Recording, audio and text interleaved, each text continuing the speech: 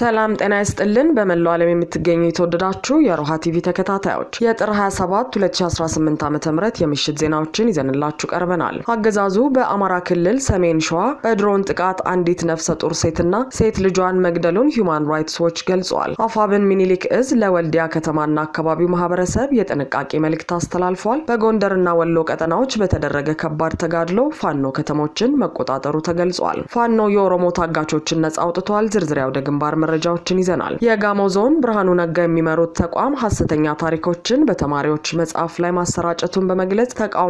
ሰሙታላችሁ። የደቡብ ሱዳን ፕሬዝዳንት ሳልቫኪር ከ5 ዓመት በፊት የሞተን ሰው መሾማቸው እያነጋገረ ነው። ውድ አድማጭ ተመልካቾቻችን አብራችሁን ልትቆዩ ከፈቀዳችሁ እነዚህ መረጃዎች በዝርዝር የምናሰማችሁ ይሆናል። የሮሃ ቲቪ ወቅታዊና ሐቀኛ መረጃዎች እንዲደርሷችሁ ቻናሉን ሰብስክራይብ፣ ላይክ እና ሼር በማድረግ አሁኑኑ ቤተሰብ ይሁኑ። አገዛዙ በአማራ ክልል ሰሜን ሸዋ በድሮን ጥቃት አንዲት ነፍሰ ጡር ሴትና ሴት ልጇን መግደሉን ሂዩማን ራይትስ ዎች ገለጸ። የአብይ አህመድ ቡድን በ2018 ከታቀደው ምርጫ በፊት በገለልተኛ መገናኛ ብዙሃንና በሲቪል ማህበረሰብ ላይ የሚያደርገውን እርምጃ አጠናክሮ ቀጥሏል ሲል ሂዩማን ራይትስ ዎች የኢትዮጵያን ሁኔታ በሚመለከት ባወጣው ሪፖርት ገልጿል። የሰብአዊ መብት ድርጅቱ ዛሬ ባወጣው የጎርጎሮሳዊው 2026 ዓ.ም የሀገራት የሰብአዊ መብቶች ይዞታ ዘገባ በኢትዮጵያ ለነጻ የሲቪል ማህበረሰብ ያለው ቦታ ቀድሞውኑ እጅግ ጠባብ የነበረ ሲሆን ችግሩ የበለጠ መቀጠሉን አመልክቷል። የኢትዮጵያ ባለስልጣናት በሰብአዊ መብት ድርጅቶችና አንቂዎች ላይ የሚሰነዝሩት ትንኮሳና ማስፈራሪያ በመቀጠሉ በርካታ የመንግስት ተቺዎች ለስደት ተዳርገዋል ብሏል። መንግስት ኢትዮጵያ ውስጥ የሚገኙ ነጻና ገለልተኛ መገናኛ ብዙሃን ላይ ያለውን ቁጥጥር አጠናክሯል ያለው ድርጅቱ ለነጻ ተቋማት የሚሰሩ ጋዜጠኞች በባለስልጣናት ትንኮሳ፣ የዘፈቀደ እስርና ከሰው ጋር በማይገናኙበት ሁኔታ ለእስር ተዳርገዋል ሲል አመልክቷል። በዚህ ሁኔታ በነሐሴና መስከረም ወር በኢትዮጵያ ባለስልጣናት ቢያንስ 6 ጋዜጠኞችንና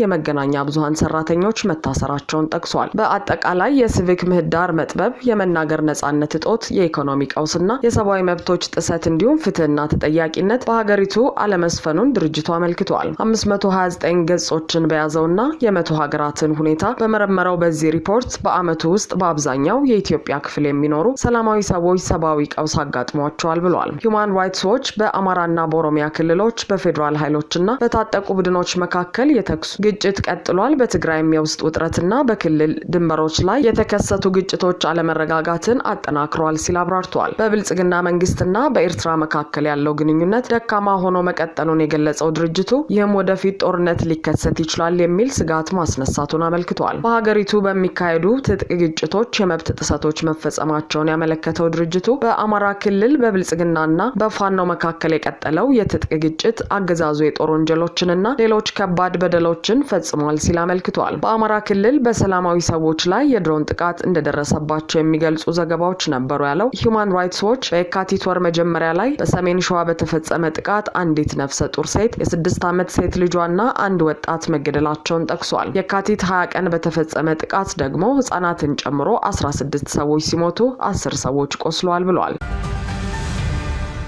አፋብን ሚኒሊክ እዝ ለወልዲያ ከተማና አካባቢው ማህበረሰብ የጥንቃቄ መልእክት አስተላለፈ። የሰሜን ወሎ ዞንና የወልዲያ ከተማ አመራሮች ፋኖን ከህዝብ እንነጥላለን በሚል ስሌት ባለፉት 2 ዓመትና ከዛ በላይ ጊዜያት ህዝቡ ላይ በርካታ ግፎች መፈጸማቸውን በማስረጃ ማጋለጡን ያስታወሰው አፋብን ሚኒሊክ እዝ ኮሚኒኬሽን መምሪያ ለወልዲያ ህዝብ የጥንቃቄ መልእክት አስተላልፈዋል። ይህ የብልጽግና አገዛዝ ተግባር ዛሬም ተጠናክሮ መቀጠሉን አንስቷል። በሚኒሊክ እዝ ኮሚኒኬሽን መምሪያ መልእክት ላይ ስማቸው የተዘረዘሩና የተጠቀሱ ስምና ስልክ ቁጥሮች እየተደወለ በፋኖ ስም ከማህበረሰቡ ገንዘብ አምጡ እያሉ እንደሆነ በማስረጃ ለማረጋገጥ መቻሉንም ገልጿል። 13 ስልክ ቁጥሮችና ከነዚህ ውስጥ 7ቱ ስማቸው የተጠቀሰ ሰዎች ለዚህ ዓላማ የዋሉ መሆናቸውንም አንስቷል። ይህንን ድርጊትም የሚፈጽሙት በስውር በሚሊሻና አድማ ብተና አባላቶች እንደሆነ ማረጋገጡን ገልጿል። ስለሆነም ጀንበር የጠለቀችበት አገዛዙ ብልጽግና ጣረሞት ላይ በመሆኑ ስልጣኔን ያቆይልኛል ያለውን ሁሉ ከማድረግ አይቆጠብምና ህዝቡ ይህንን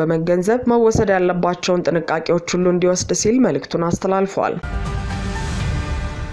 በጎንደር ጎጃምና ወሎ ቀጠናዎች በተደረገ ከባድ ተጋድሎ ፋኖ ከተሞችን መቆጣጠሩ ተገለጸ። በማዕከላዊ ጎንደር ዞን ጣቁሳ ወረዳ ጨውድባ ከተማ ላይ ከሌሊቱ 5 ሰዓት ተኩል የተጀመረው ኦፕሬሽን አድማሱን አስፍቶ ወደ ጭልጋ ወረዳ ጫንድባ ከተማ ደርሷል። በአፋብን ጎጠቅ እዝ በጌ ምድር ክፍለ ጦርና በስርዓቱ ጥምር ጦር መካከል የሚደረገው ውጊያ እንደቀጠለ ሲሆን የስርዓቱ ኃይል ይዟቸው የነበሩ ቦታዎችን እየለቀቀ እየሸሸ እንደሚገኝ ፋኖ አስታውቋል። የስርዓቱ ጥምር ጦር ሌሊት ላይ ጨውድባ በነበረው ኦፕሬሽን ሸሽቶ ወደ ጨውድባ የመሸገ ቢሆንም የፋኖ ኃይል ይዞታውን በማስፋፋት ከበባ በመፈጸም እየመታው እንደሚገኝ ተገልጿል። በተመሳሳይ በጃዊ ወረዳ ወርቅ ሜዳ ከተማ 1 ዓመት ከ5 ወር ያክል አገዛዙ ሰራዊት የከተማዋን ማህበረሰብ ሲያሳቅቅ፣ ሲዘርፍ፣ ሴቶችን ሲደፍር ብዙ ሰቆቃዎችን ሲያደርስበት ቆይቷል። ይሁን እንጂ በቀጠናው የሚንቀሳቀሰው የአፋብን ቴዎድሮስ እዝ 105ኛ ኮር 66ኛ ክፍለ ጦር የፋኖ ሰራዊት በአብይ ሰራዊት ላይ በሚያደርገው ተደጋጋሚ ጦርነት የአገዛዙ ኃይልን በመምታት ስቦ በማስከዳት የከተማዋን ሙሉ ህዝብ ከፋኖ ጎን እንዲቆም በማድረግ ከፍተኛ የበላይነት ስለተወሰደበትና ኪሳራ ስላጋጠመው ጥር 23 2018 ዓ.ም ከተማዋን ለቆ ወጥቷል። ይህ ብቻ ሳይሆን በመተከል ዞን የሚንቀሳቀሱ የቤንሻንጉል ጉሙዝ ነጻነት ታጋዮች የአብይ ስርዓት ላይ በከፈቱት ከባድ ጦርነት የተደናገጠው ብልጽግና ሰራዊቱን ወደ ቀጠናው ለማንቀሳቀስ የሞከረ ቢሆንም የጉሙዝ ታጣቂ ግን በገባበት ቀጠና ሁሉ እየለበለበው እንደሚገኝ ተገልጿል። ከ1 ዓመት በላይ የተሰቃየው የወርቅ ሜዳ ህዝብ ከጥር 26 2018 ዓ.ም ጀምሮ ከአማራ ፋኖ ብሔራዊ ንቅናቄ ቴዎድሮስ እዝ 105ኛ ኮር 66ኛ ክፍለ ጦር አመራሮችና ከፓዊ ወረዳ ጊዜያዊ መንግስት አመራሮች ጋር ጥልቅ ውይይት በማድረግ ለማንኛውም ልማትና እድገት መሰረቱ ሰላም ስለሆነ ሰላምን ለማምጣትና ይህንን የአብይ ስርዓት ለማስወገድ ከመቼውም ጊዜ በበለጠ ቆርጠን እንሰራለን ሲሉ የከተማዋ ነዋሪዎች ተናግረዋል። እንዲሁም የቀበሌ ጊዜያዊ መንግስት አደረጃጀቶች መዋቅሮችንም መዘርጋት ተችሏል። ሚኒሊክ እዝ ንጉስ ሚካኤል ኮር መብረቅ ክፍለ ጦር ወግዲ ወረዳ ዙሪያ ከባድ ተጋድሎ በማድረግ ታላቅ ድል አስመዝግበዋል። ብልጽግና በሰሜን ወሎና ደቡብ ወሎ በደረሰበት ሽንፈት ወደ ደቡብ ወሎ ቀጠናና አጎራባች ሸዋ ለመስፈር አስቦ መካናይዝዱን ሳይቀር ሙሉ ጦሩን እያሸሸና እያንቀሳቀሰ እንደሚገኝ ተዘግበዋል። ከዚህ ጋር ተያይዘው በዛሬው ዕለት ሙሉ ኃይሉን ሰብስቦ በወግዲ ወረዳ አድርጎ ወደ ሸዋ ለመውጣት የሞት ሽረት ከባድ ትንቅንቅ ለማድረግ ቢሞክርም የሚቀያየረውን ኃይል ሙሉ በሙሉ በሚባል ሁኔታ በመምታት ታላቅ ጀብድ ፈጽመዋል። ንጉስ ሚካኤል አሊኮር መብረቅ ክፍለ ጦር ያገዛዙ ሰብሮ ሊወጣ የነበረበትን ስትራቴጂካዊ ቦታ በወግዲ ወረዳ ቆርንጭ ቀጠና ከሌሊቱ 11 ሰዓት ጀምሮ በደፈጣና በፊት ለፊት ውጊያ ሙትና ቁስለኛ አድርገውታል። ይህ በእንዲህ እንዳለ ብልጽግና ነፍጠኛ ሊጨፈጭፋችሁ እየመጣ ነው፣ ተነሱ፣ ታጠቁና ዝመቱ በሚል በኦሮሚያ ክልል ወታደራዊ ምልመላ እያካሄደ ባለበት ወቅት ፋኖ በብልጽግና ታጣቂዎች የታገቱ ኦሮሞዎችን ነጻ ማውጣቱ ተገልጿል። ታጣቂዎችን በመመልመልና በማደራጀት አሰማርቶ ንጹሃንን በማሳገት ገንዘብ የሚሰበስበው የብልጽግና ቡድን በደራ ቀጠና አሰማርቷቸው በነበሩ አጋቾች ታግተው የነበሩ የኦሮሞ ተወላጆች የሆኑ 7 ንጹሃኖች ፋኖ ባካሄደው ብርቱ ውጊያ ነጻ መውጣታቸውን ከፋኖችና ከታጋጅ ቤተሰቦች ለማረጋገጥ ተችሏል። ይህም ትክክለኛውን የፋኖን የትግል መስመር ፍንትው አድርጎ ያሳየ ነው ተብሏል። የጋሞ ዞን ብርሃኑ ነጋ የሚመሩት ተቋም ሐሰተኛ ታሪኮችን በተማሪዎች መጽሐፍ ላይ ማሰራጨቱን በመግለጽ ተቃወመ። በደቡብ ኢትዮጵያ ክልል ስር የሚገኘው ጋሞ ዞን በትምህርት ሚኒስቴር የተዘጋጁ የ9ኛና 11ኛ ክፍል የታሪክ መጽሐፍ የጋሞ ብሔር አንድነት ላይ አደጋ የሚጥሉ የውሸት ታሪኮችን ይዘዋል ሲል ከሷል። የዞኑ ትምህርት ቢሮ የግል የፖለቲካ ፍላጎታቸውን በመጽሐፍ መልክ ያሳተሙ ሲል የገለጻቸውን አዘጋጆችና አርታኢዎች በሕግ እንዲጠየቁ አሳስበዋል። የጋሞ ዞን ትምህርት መመሪያ የውሸት ታሪኮችን ይዘዋል ያላቸው የ9ኛና የ11ኛ ክፍል የታሪክ መጽሐፍት አንዳንድ ክፍሎች ለተማሪዎች እንዳይሰጡ ትዕዛዝ ያስተላለፈው ባለፈው ሳምንት ሐሙስ ጥር 21 2018 ዓ.ም በጻፈው ደብዳቤ መሆኑን ተመልክተናል። የትምህርት መመሪያ ኃላፊው ዶክተር አዲሱ አዳሙ ይህንን ትዕዛዝ የያዘው ደብዳቤ በዞኑ ስር ለሚገኙት 14 የወረዳና 7 የከተማ ትምህርት ጽሕፈት ቤቶች መጻፉን አረጋግጠዋል። ይህን ቅሬታ ለክልሉ ትምህርት ቢሮ መቅረቡንም የተናገሩት ዶክተር አዲሱ ከክልል ጋር ግንኙነት እየፈጠርን ነው ያለነው፣ ክልሉ የማስተካከያ እርምጃ ይወስዳል ብለን እንጠብቃለን ብለዋል። ለደቡብ ኢትዮጵያ ክልል ትምህርት ቢሮ ግልባጭ የተደረገው የዶክተር አዲሱ ደብዳቤ እንደሚያመለክተው ቅሬታ የተነሳባቸው መጽሐፍት በአውሮፓውያኑ 2023 በትምህርት ሚኒስቴር የታተሙ ናቸው። የዞን ትምህርት መምሪያ ኃላፊው በእነዚህ መጽሐፍት ውስጥ የጋሞ ብሔር አንድነት ላይ አደጋ የሚጥሉ የሚከተሉት የውሸት ታሪኮች ተቀነባብረዋል ሲሉ በደብዳቤያቸው ጽፈዋል። ደብዳቤው በቀዳሚነት ያስቀመጠው በ9ኛና በ11 በ11ኛ ክፍል የታሪክ መጽሐፍ የኦሞቲክ ቋንቋ ተናጋሪ ህዝቦች በሚል ምሳሌ ሲጠቅስ ጋሞና ዶርዜ ማለቱ ነው። ዶርዜ ጋሞ አንዱ ደሬ ማህበረሰብ ሲሆን ቋንቋውም የጋሞኛ አንዱ ዘይ እንደሆነ ደብዳቤው ያስረዳል። የዞኑ ትምህርት መምሪያ ከይዘቱ ውስጥ ዶርዜ የሚለውን በማውጣት ትምህርት እንዲሰጥ በስሩ ላሉት መዋቅሮች ትዕዛዝ አስተላልፏል። ተመሳሳይ ማስተካከያ እንዲደረግ የታዘዘበት ሌላኛው ጉዳይ በ11ኛ ክፍል የታሪክ መጽሐፍ ላይ ተካቷል የተባለ ነው። የጋሞ ዞን ትምህርት መመሪያ ቅሬታ ያነሳበትን አንድ የመጽሐፉን አንቀጽ በደብዳቤው ላይ አስፍሯል። በእንግሊዝኛ የተጻፈው ይህ ክፍል የኦሞቲክ ህዝብን የሚዘረዝር ነው። ዶርዜ፣ ወላይታ፣ የም፣ ከፋ፣ ዲዚ፣ ቤንች እና ሌሎች በዚህ ክፍል ላይ ተዘርዝረዋል። በዚህ ዝርዝር ውስጥ ዶርዜ ተብሎ መጠቀሱን የትምህርት መመሪያው ተቃውሟል። የተከበረውን የጋሞን ብሔርን ሆን ብሎ በመተው ዶርዜ በማለት ከፋፋይና የውሸት ታሪክ ለመትከል የተጣለ እንጂ የትምህርት ይዘት አይደለም ሲል በጠንካራ ቃላት ትችቱን ሰንዝሯል። ዶርዜ የጋሞ አንዱ ማህበረሰብ መሆኑን በድጋሚ አጽንኦት የሰጠበት የትምህርት መመሪያው ትምህርት ቤቶች ዶርዜ የሚለውን በማውጣት በምትኩ ጋሞ የሚለውን በማስገባት እንዲያስተምሩ አዟል።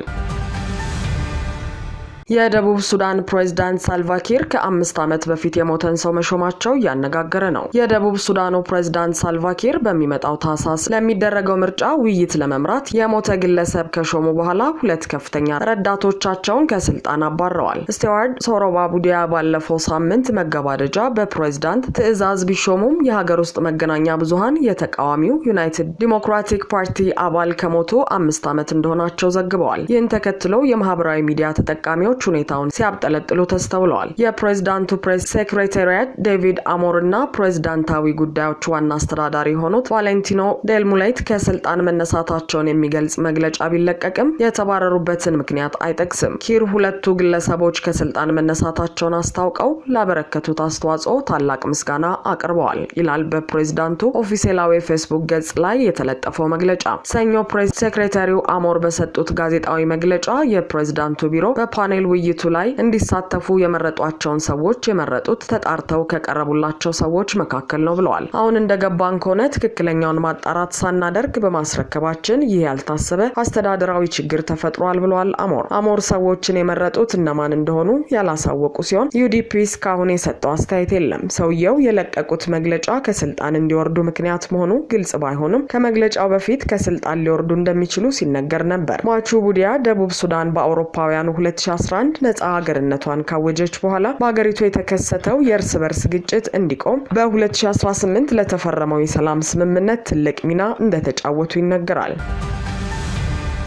አድማጭ ተመልካቾቻችን የሰዓቱ የሮሃ ቲቪ ዜናዎች የተከታተላችኋቸውን ይመስሉ ነበር። አብራችሁን ስለነበራችሁ ከልብ እናመሰግናለን። ሰላም።